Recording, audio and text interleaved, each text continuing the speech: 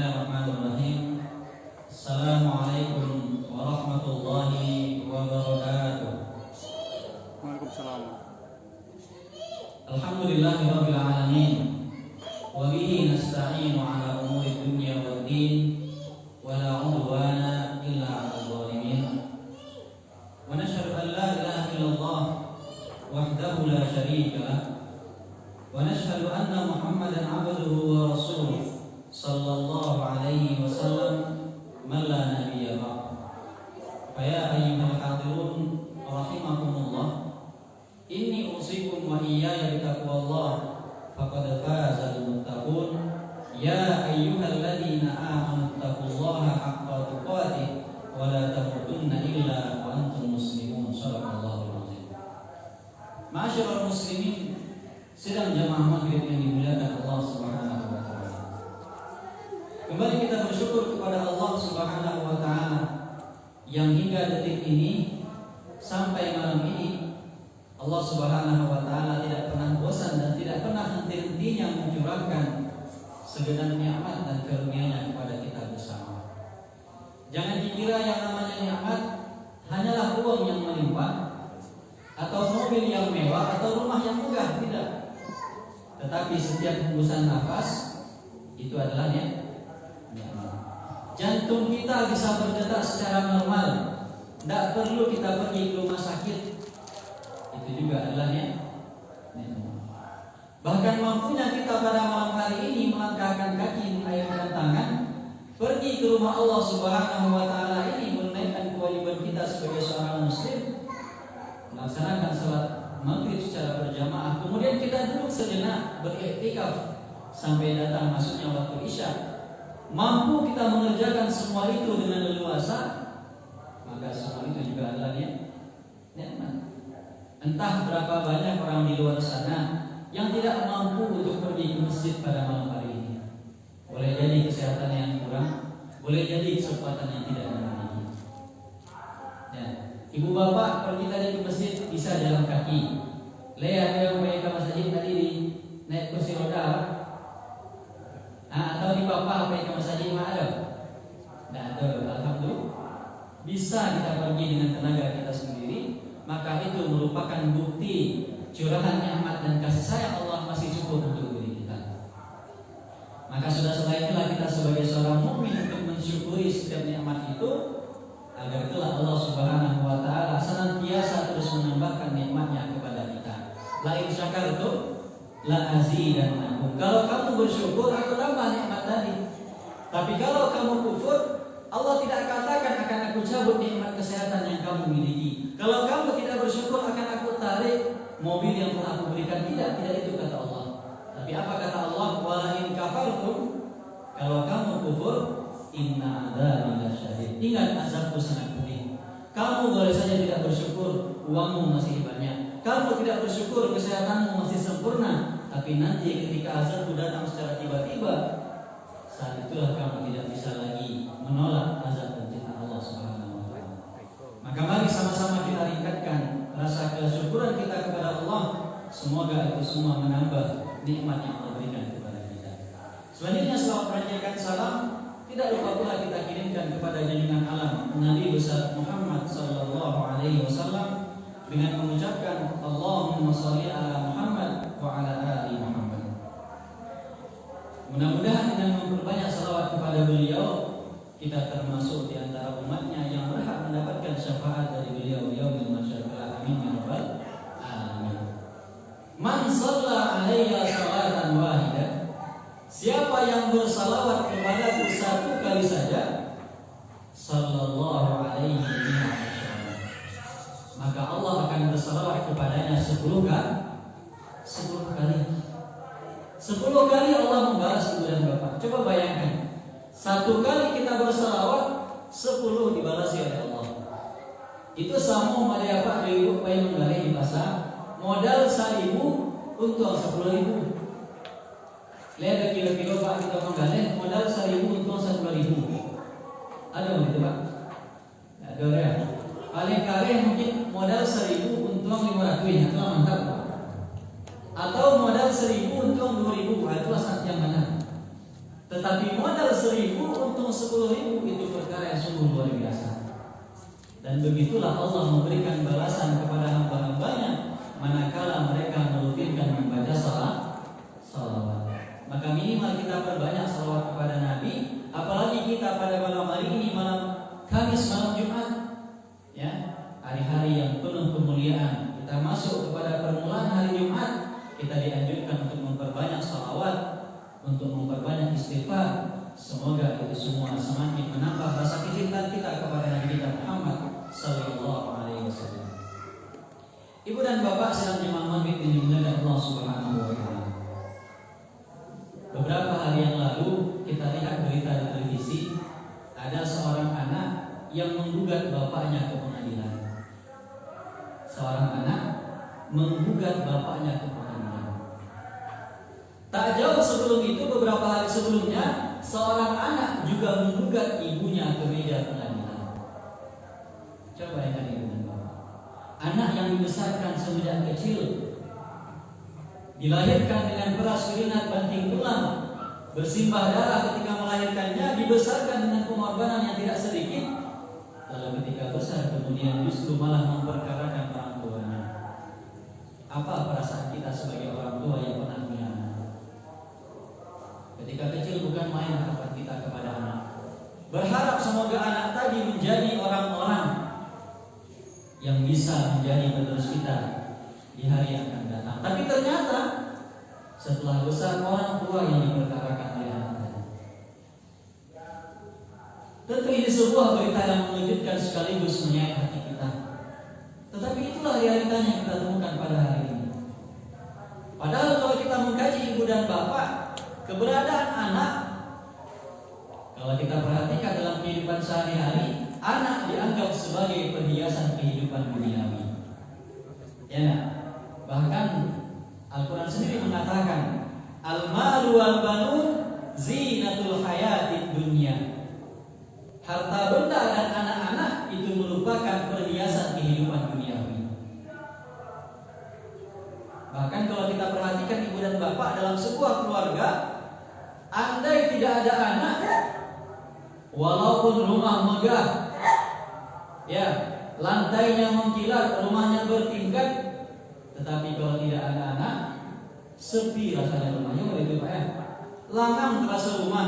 Bagaimanapun luasnya rumah, ada kolam renangnya, bertingkat-tingkat, luas lapangannya, tapi ketika tidak ada anak, sepi rasanya rumah tersebut. Tapi coba kalau anak banyak, terasa keramaian di rumah tadi. Ada kehangatan tersendiri yang belum bisa didapatkan oleh orang yang belum memiliki anak dan juga orang. Makanya tidak heran ibu dan bapak, kita perhatikan sebahagian orang yang belum dikaruniai anak itu sampai melakukan pengorbanan yang luar biasa agar mereka bisa mendapatkan keturunan. Mereka lakukan berbagai macam percobaan. Mereka ikuti berbagai macam pengobatan. Tujuannya apa? Agar mereka dikaruniai keturunan. Bahkan tidak tanggung-tanggung ibu dan bapak, sebagian keluarga bahkan itu rela melakukan yang namanya operasi bayi tabung. Ya, operasi bayi tabung. Apa itu operasi bayi tabung? Kira-kira apa operasi bayi tabung? Indah bayi itu datang ke dalam tabung nih Pak ya. Anda itu yang bayi tabung. Ya. Yang bayi tabung itu adalah maaf. Sel sperma laki-laki diambil, digabungkan dengan sel telur perempuan, diambil keduanya lalu dilakukan pembuahan di luar menggunakan bantuan dari alat kedokteran. Maka ketika terjadi pembuahan di luar rahim, setelah bertemu dua sel tadi kemudian menjadi calon janin, maka setelah terjadi pembuahan dimasukkan kembali ke dalam rahim. Itu yang dinamakan dengan bayi tabung. Jadi anak ketek pemasukan tabung ya Pak. Coba bayangkan, dan lakukan bayi tabung itu proses sangat luar biasa, bahkan mahalnya tidak tanggung-tanggung.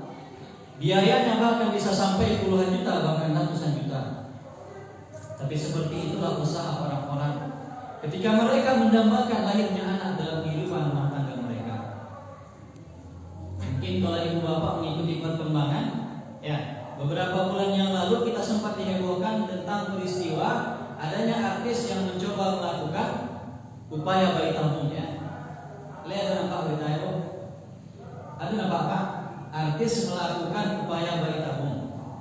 Apa-apa ibu-ibu sih kok nampaknya TV-nya sih mengajar saja Pak ya. Jadi tidak ada nampak beritanya.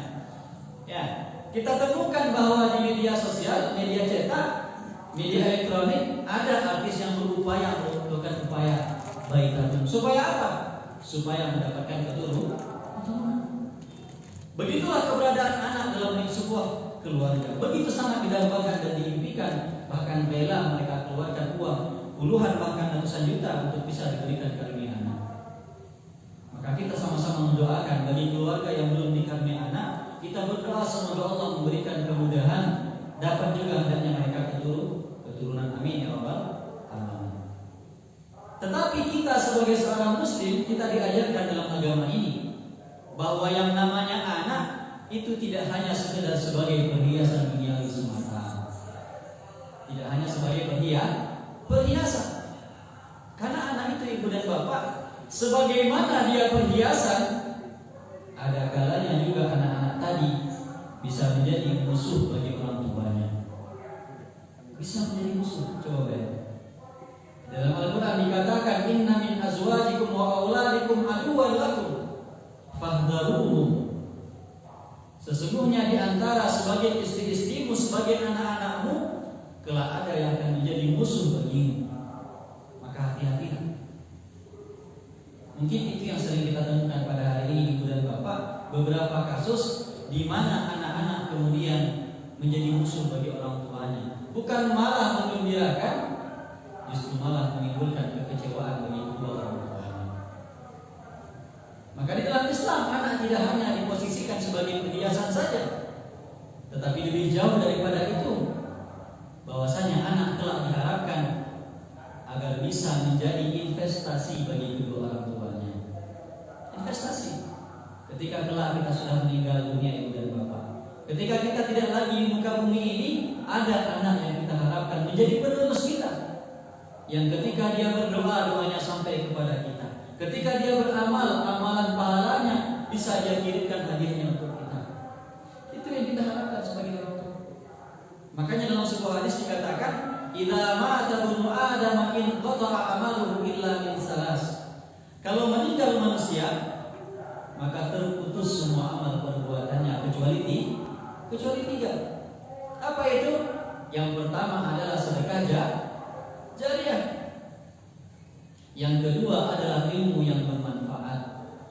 Dan yang ketiga adalah anak yang soleh yang mendoakan orang tuanya. Dan memang seperti itu ibu dan bapak. Kalau manusia sudah meninggal dunia, maka terputuslah semua amal perbuatannya. Tidak bisa lagi dia beramal. Pernah ibu dan bapak baik ke pusaro, dari dalam pusaro terdapat orang mengaji. Kenapa? Apa baik ke pusaro? Lewat di pusaro terdapat orang mengaji di dalam kubur. Lihat. Atau begitu lewat terdapat orang sedang berzikir, mengucapkan tahlil di dalam kubur. Tidak pernah. Bagaimanapun taatnya seorang manusia ketika hidup di dunia, bagaimanapun siap dan solehnya dia, kalau sudah meninggal dunia, terputus semua amal perbuatannya. Kecuali tiga perkara tadi. Yang pertama adalah sedekah jariah. Harta yang dia wakafkan selama masih dimanfaatkan oleh orang lain, sampai pahalanya untuk dia, meskipun dia sudah menjadi tulang belulang di dalam tanah. Ilmu yang diajarkan, diamalkan oleh orang lain, selama ilmu itu diamalkan, maka orang tersebut mendapatkan pahala meskipun dia tidak ada lagi di muka bumi ini.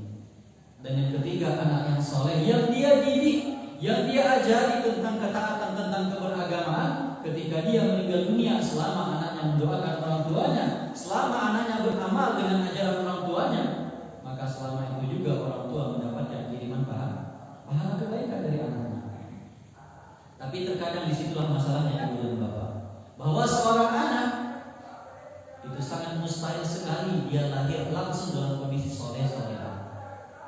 Pernah ibu dan bapak nampak anak baru lahir langsung pandai sembahyang? Kalau lahir langsung bisa sholat, langsung bisa mengaji? Tidak pernah. Maka kesolehan seorang anak itu hanya bisa didapatkan dengan pendidikan yang luar biasa dari dua orang ibu bapaknya. Bagaimana kedua orang tuanya mendidik dan menjaga anak tadi.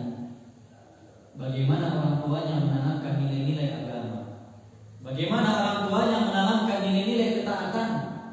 Agar kelak ketika orang tuanya meninggal dunia, anak tadi lahir dan muncul sebagai orang yang meneruskan perjuangan orang tua.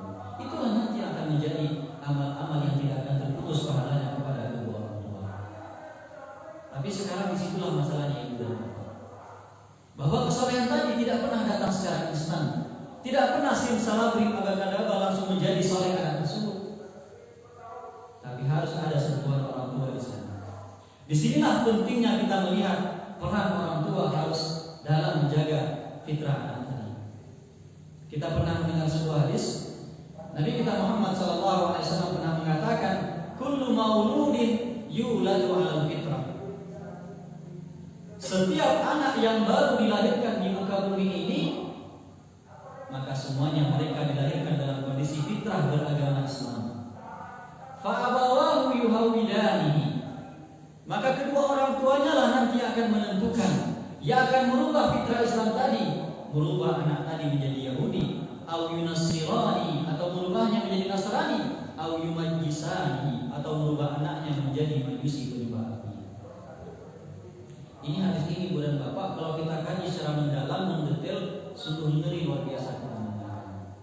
Coba bayangkan, Nabi mengatakan, kullu mauludin yuladu 'alal fitrah. Setiap anak yang dilahirkan di muka bumi ini, mau dia dilahirkan di Eropa Barat maupun di Sumatera Barat, mau dia dilahirkan di pedalaman Papua maupun di Jakarta, maka semua anak yang lahir di muka bumi ini, semua mereka dilahirkan dalam kondisi fitrah. Apa itu fitrah? Beragama Islam.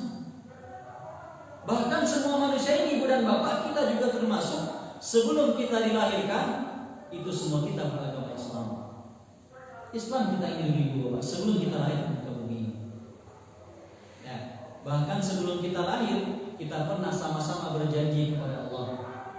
Lihat tekan hati ibu dan bapak. Kira-kira janji kita dulu kepada Allah. Lihat tekan apa? Ibu ada tekan apa?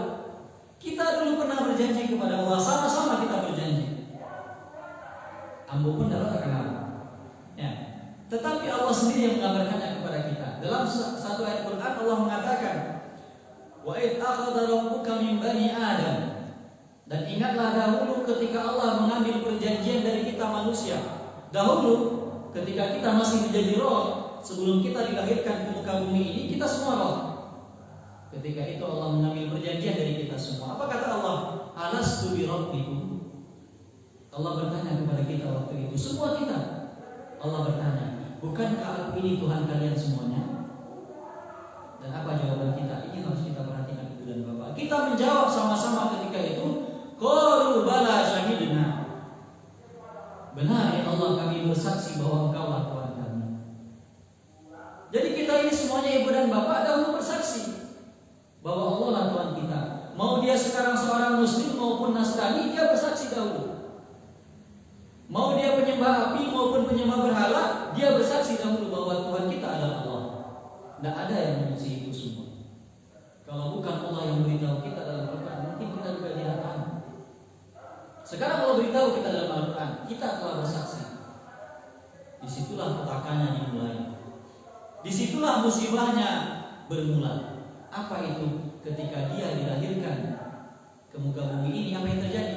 Fa'abawahu yuhawidani. Ibu bapaknya lah kemudian yang merubah fitrahnya yang muslim tadi, fitrahnya yang Islam tadi, dirubah oleh kedua bapaknya. Dirubahnya lah anaknya tadi menjadi Yahudi. Dirubahnya lah anak yang fitrah muslim tadi menjadi majusi penyembah api. Dirubahnya lah fitrah tadi menjadi Nasrani. Dirubahnya lah fitrah yang baik tadi menjadikan anaknya sebagai seorang pencuri. Dirubahnya anak yang baik tadi menjadi penjudi, menjadi pezina, menjadi peminum minuman keras, dan segala bentuk keburukan-keburukan lainnya. Itu ternyata dipengaruhi oleh kedua orang tuanya. Jadi ternyata ibu dan bapak, awal mula perubahan fitrah anak itu ternyata pertama sekali dimulai dari orang tuanya. Orang tuanya lah yang merubah fitrah itu. Dan itu kita.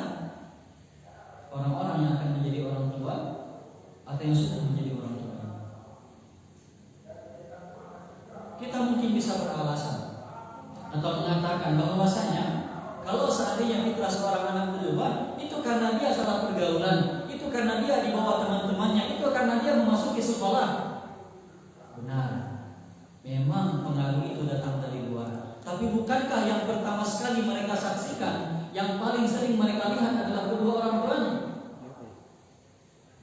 Orang tuanya lah yang dia lihat pertama sekali bagaimana cara mereka berbuat makan, bagaimana cara orang tuanya bertutur kata, bagaimana cara orang tuanya bersikap, ketika berbicara apakah jujur atau bohong, ketika berperilaku apakah yang baik atau yang buruk, ketika berdagang apakah jujur atau berdusta.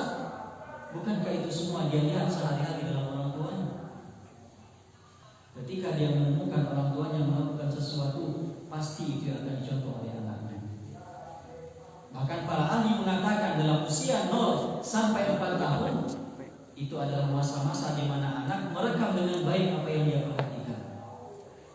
Ibarat kata seperti gelas ibu dan bapak, anak-anak itu seperti gelas kosong. Seperti gelas kosong.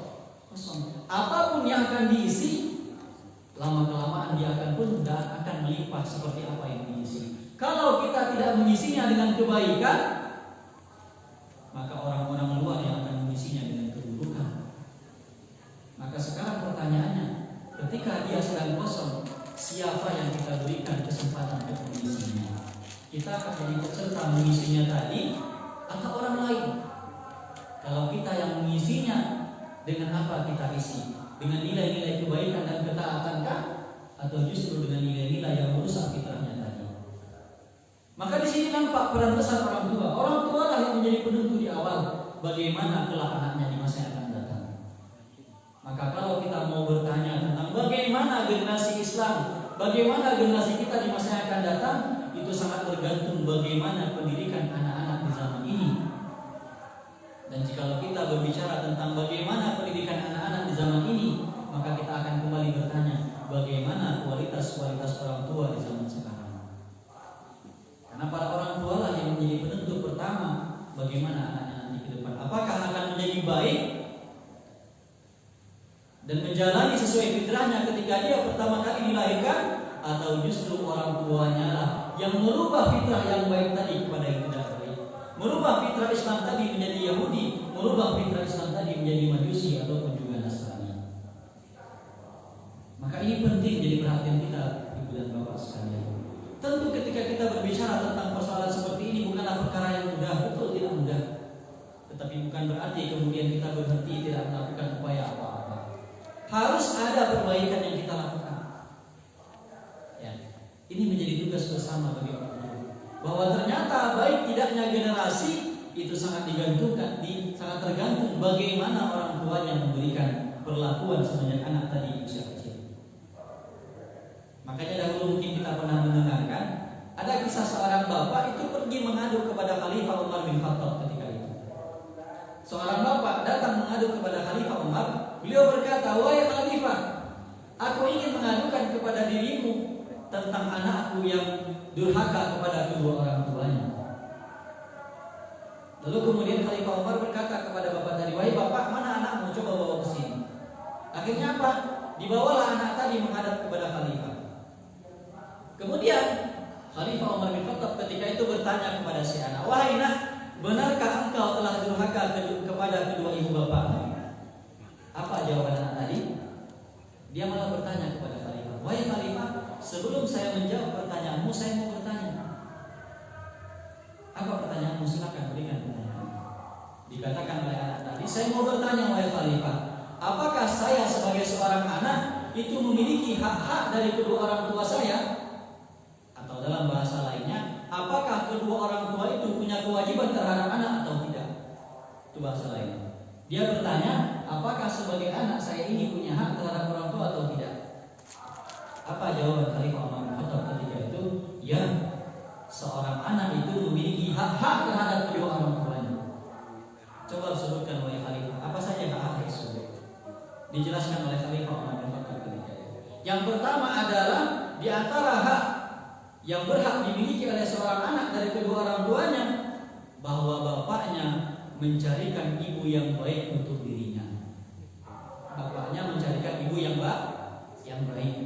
Maksudnya dahulu ketika akan menikah si bapak mencarikan perempuan yang baik untuk kelak menjadi ibu bagi anak-anaknya, itu maksudnya. Oke, itu yang pertama. Yang kedua apa khalifah? Yang kedua adalah si anak tadi berhak mendapatkan nama yang baik.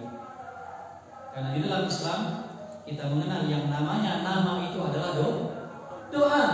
Ada harapan di sana, ada cita-cita mulia di dalam nama itu. Makanya kita dianjurkan memberi nama anak yang baik, ya.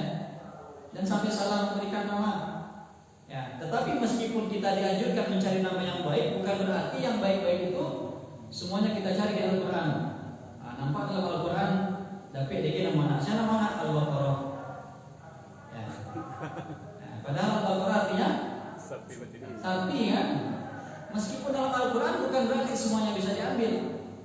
Atau ditanya saya nama anak Khalid, mantap. Apa kepanjangannya? Khalidina fiha.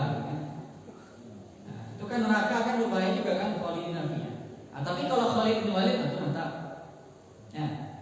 Nah, maka nama di dalam Islam adalah doa. Berikan nama yang terbaik supaya kelak anak-anak juga menjadi seperti yang diharapkan. Baik khalifah, apa hak anak yang ketiga?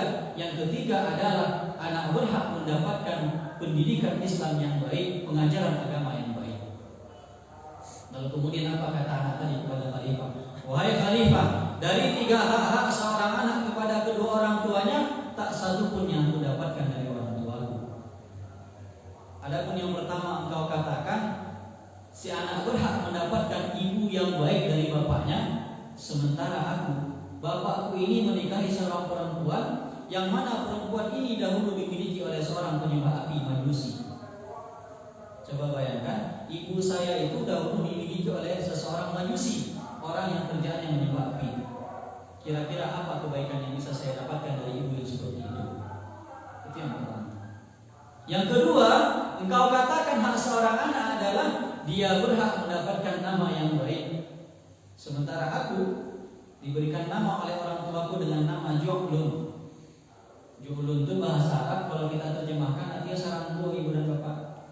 Ya, masa nama anak aja sarang tua, itu menggigit segera ya. Ya, saya diberikan nama Ju'lun kata dia, bukan nama yang baik. Lalu yang ketiga katanya adalah engkau mengatakan hak seorang anak adalah dia mendapatkan pendidikan Islam yang baik, pendidikan agama yang baik dari orang tuanya, sementara aku tidak mendapatkan apa-apa sama sekali dari kedua ibu bapak aku. Lalu kemudian apa kata Umar bin Khattab kepada bapak tadi, dan perkataan ini sangat luar biasa. Beliau mengatakan, wahai bapak, laqad aqtahu qabla ayyu aqta. Wahai bapak, sungguh engkau telah durhaka kepada anakmu sebelum dia durhaka kepada dirimu. Wa asa'ta ilaih qabla ayyusi'a ilaih, dan engkau telah berlaku buruk kepada dirinya sebelum kemudian dia yang berlaku buruk kepada dirimu. Ternyata kalau kita pikir-pikir ibu dan bapak, kalau selama ini kita mengenal ada istilahnya anak durhaka kepada orang tua, ternyata jauh-jauh hari Khalifah Umar bin Khattab pernah mengatakan, ternyata ada yang namanya istilah orang tua durhaka kepada anak. Orang tua durhaka kepada anak. Tentu ini berbahaya. Ya. Jangan sampai kemudian ketika menemukan anak durhaka, lalu kemudian kita lupa introspeksi diri, lupa memeriksa diri kita, apakah hak-hak anak tadi sudah kita berikan? Apakah pendidikan agamanya sudah kita perhatikan? Apakah kita sudah mencarikan orang tua yang baik untuk dirinya? Tentu sekali lagi ini bukanlah perkara yang mudah, tetapi bukan berarti kemudian kalau dia tidak mudah kemudian kita berhenti mengerjakannya, tidak. Maka dari penggalan kisah-kisah yang kita bacakan tadi, dari beberapa hak-hak anak terhadap orang tua yang kita bacakan tadi, penting kita mengambil pelajaran-pelajaran. Apa di antara pelajaran itu?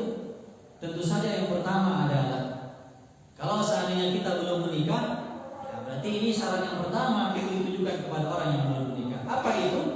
Ketika kita akan memilih pasangan, hendaklah kita betul-betul memperhatikan bahwa pasangan yang akan kita pilih ini tidak hanya cocok menjadi pasangan bagi diri kita, tapi juga kelak layak untuk menjadi orang tua bagi anak-anak kita. Itu yang pertama. bahwa ketika kita laki-laki misalnya mencari seorang perempuan, carilah perempuan yang tidak hanya layak menjadi istri kita, tetapi rasa-rasanya juga layak menjadi ibu bagi anak-anak kita. Yang perempuan juga seperti itu, ketika mencari calon pasangan, mencari calon suami, carilah laki-laki yang tidak hanya layak untuk menjadi suami kita, tapi juga kelak dia layak menjadi bapak bagi anak-anak kita. Jadi ibarat kata kalau ada bapak-bapak atau yang lain yang sedang mencari pasangan, jadi bertambah kriterianya. Tidak hanya cocok sebagai pasangan suami atau istri, tapi juga layak untuk menjadi orang tua bagi anak-anak kita kelak. Ya, semoga yang mencari pasangan dimudahkan ya Allah Subhanahu wa taala. Amin ya rabbal. Yang mengaminkan yang menikah. Kalau ada tuh. Ya. Nah, makanya dalam Islam kita menemukan arahan dan aturan bagaimana seseorang mencari pasangan. Apa kata Nabi Shallallahu Alaihi Wasallam? Tunkahul mar'ah li arba'in. Perempuan itu dinikahi karena empat alasan. Yang pertama adalah karena kecantikannya. Yang kedua adalah karena hartanya. Yang ketiga adalah karena nasab dan keturunannya. Dan yang keempat dinikahi karena agamanya. Apa pesan Nabi? Fasfar bizatid din taribat yadak. Maka pilihlah yang beragama, niscaya kamu akan beruntung. Jadi sandaran kita ketika memilih adalah dengan landasan agama. Tetapi jangan disangkal ibu dan bapak, bukan berarti Islam melarang kita mencari yang cantik-cantik. Bukan berarti kita dilarang mencari yang gagah-gagah, tidak. Tetapi carilah yang cantik tapi juga beragama. Carilah yang berharta tapi juga beragama. Carilah yang nasab keturunannya bagus, tapi yang penting dia punya agama. Sebab ibu dan bapak, kalau kita mencari yang cantik saja tapi tidak beragama, khawatir kita nanti kecantikannya tidak hanya untuk suaminya, tapi juga untuk diberikan kepada orang lain. Ya, kawa dipicanya matau. Akal orang dipicanya matau, akan enggak selesai itu. Ya. Atau kalau seandainya dia kaya, carilah yang kaya dan beragama. Karena kalau dia kaya tidak beragama, justru setelah menikah, kekayaannya itu dipakai untuk membanggakan dirinya di hadapan suaminya. Dianggaplah suami kere, dianggaplah suami tak berharta, direndahkan posisi suaminya di hadapan dirinya. Tentu itu akan menjadi sebab malapetaka dalam rumah tangga tersebut. Tetapi kalau mendapatkan istri yang kaya, sekaligus beragama, Khadijah contohnya. Sebelum menikah kayanya luar biasa. Ketika dia masuk Islam, hartanya menjadi sarana untuk memajukan dakwah. Bahkan apa kata Khadijah? Wahai Rasulullah, andaikan aku meninggal dunia dan hartaku sudah habis, sementara tidak ada lagi yang kumiliki, hanya ada tulang-tulang milikku, dan itu bisa engkau pakai untuk berdakwah, pakailah wahai Rasulullah.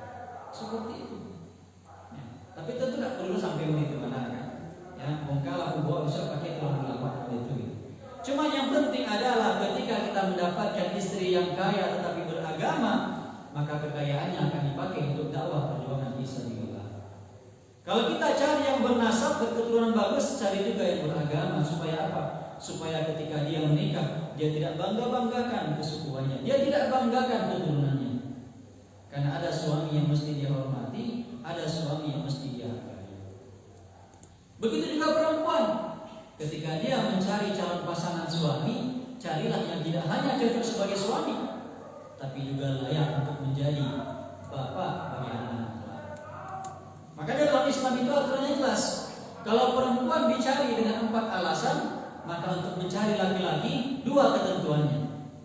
Idza ja'akum man tardawna dinahu wa khuluquhu fazawwijuhu. Kalau datang kepadamu wahai para wali, laki-laki yang mau meminang anakmu dan engkau melihat tardawna dinahu, kamu suka dengan agama laki-laki tersebut, dan yang kedua kamu suka dengan akhlaknya, fazawwijuhu, maka nikahkanlah dia dengan anakmu. Illa taf'aluhu takun fitnatun fil ardi wa fasadun alim. Kalau tidak kamu kerjakan hal seperti itu, khawatir kita terjadi kerusakan di muka bumi ini. Jadi ini pesan kepada para wali, kepada para orang tua yang memiliki anak perempuan. Kalau ada laki-laki soleh datang, agamanya bagus, akhlaknya juga bagus, maka nikahkanlah. keberkahan. Ya. Tidak ada salahnya kita mencari yang mandiri, yang berkepribadian. Maksudnya rumah pribadi, mobil pribadi gitu ya. Tetapi jangan sampai yang dua tadi hilang. Ya. Yang pertama adalah agama, yang kedua adalah akhlak. Untuk agamanya kita bisa melihat bagaimana kesehariannya, untuk akhlak kita bisa bertanya kepada orang-orang terdekat di sekitarnya, para teman-temannya, kolega bisnisnya, tetangganya, bahkan keluarga yang ada di sekitarnya, itu jauh lebih tahu tentang kondisi orang yang akan kita cari tahu. Maka dalam Islam, kalau seandainya syarat-syarat tadi, ketentuan tadi terpenuhi, ada orang-orang yang soleh, maka mudahkanlah urusannya bertemu dengan orang soleh. Permudah urusan pernikahannya, jangan dipersulit. Kalau seandainya kita persulit ibu dan bapak jalan pernikahan yang halal, ini bahaya ibu. Kalau seandainya untuk pernikahan yang halal kita persulit jalannya, kita perbanyak syarat-syaratnya sehingga orang takut untuk menikah, jangan salahkan.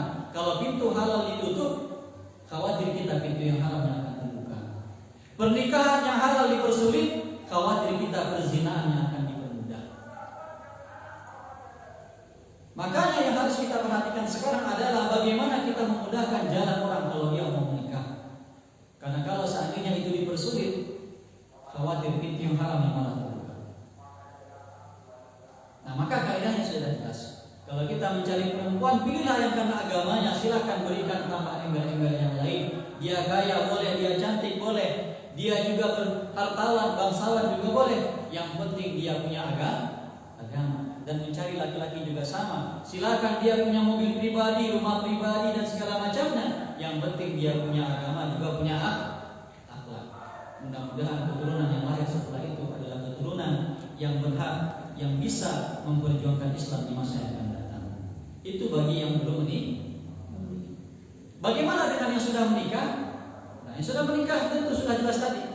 Sebagaimana kita katakan, kalau di antara 3 hak anak kepada orang tua, yang pertama adalah dia mendapatkan ibu yang baik dari bapaknya. Yang kedua adalah dia mendapatkan nama-nama yang baik dari orang tuanya. Karena dalam Islam kita mengenal bahwa nama itu berisi doa. Berikan nama-nama yang baik, yang memiliki harapan dan pencapaian cita-cita. Nama-nama tokoh Islam, nama-nama pejuang agama, nama para sahabat, nama para nabi dan rasul. Berikan nama yang baik. Ketika mereka sudah mulai besar, katakan kepada mereka, wahai nak, kuberi engkau nama seperti ini supaya kelak engkau menjadi seperti itu. Kuberikan nama yang bagus dengan harapan engkau menjadi seperti apa yang tertera dalam nama tadi. Menjadi doa, menjadi harapan bahwa kelak dia akan menjadi seperti nama yang didoakan. Supaya apa? Bertambah semangat anak tadi. Ya. Jangan berikan nama-nama yang justru malah menyulitkan dirinya. Nama apa?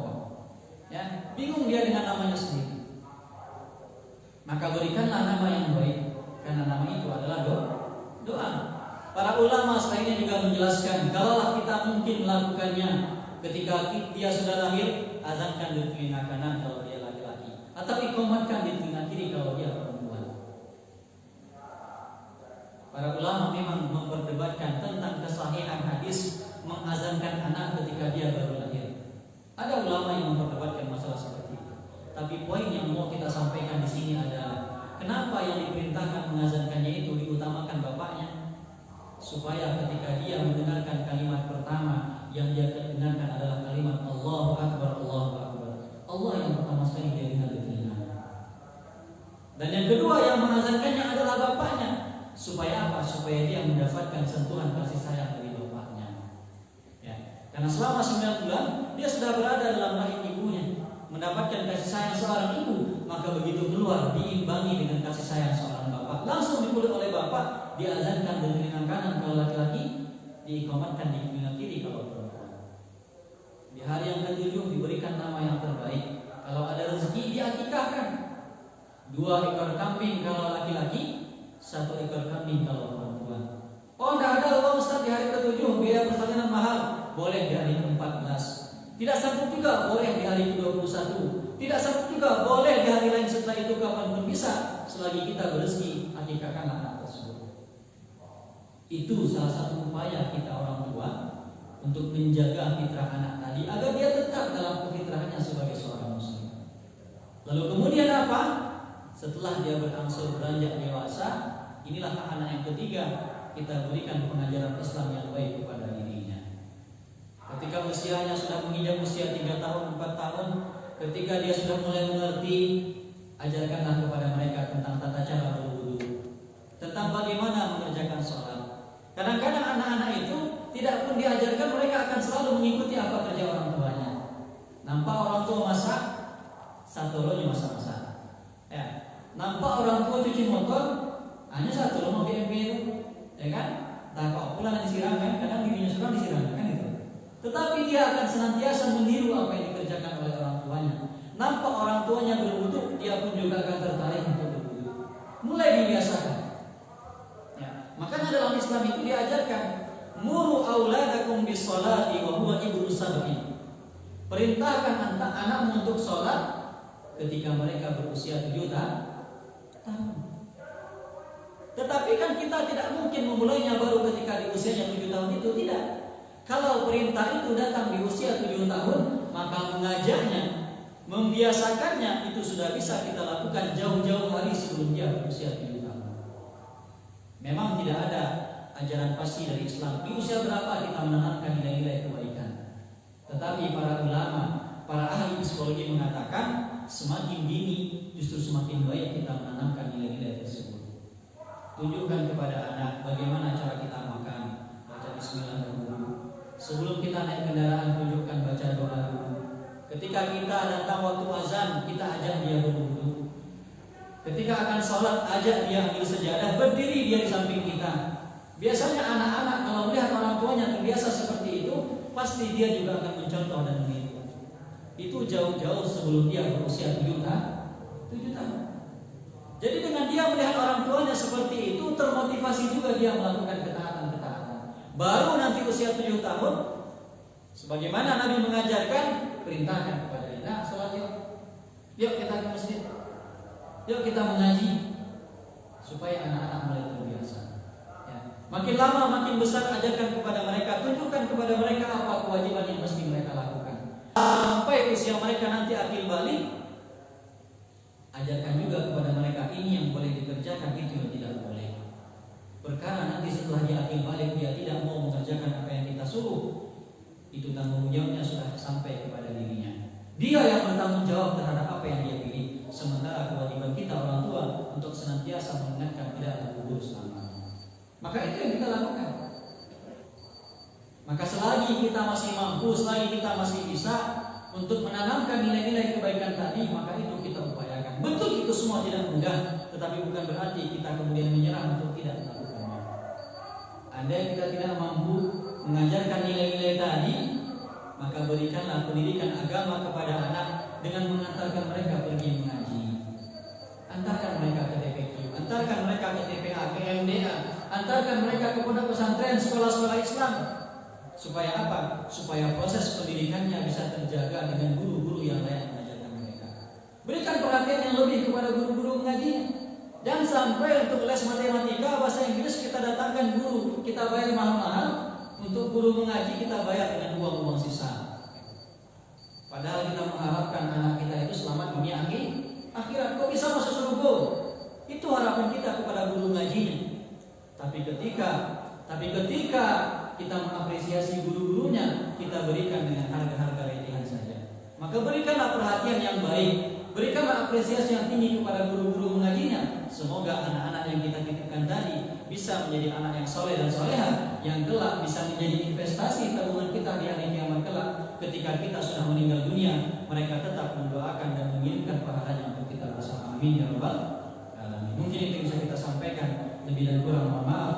Billahi taufiq wal hidayah. Wassalamualaikum warahmatullahi wabarakatuh.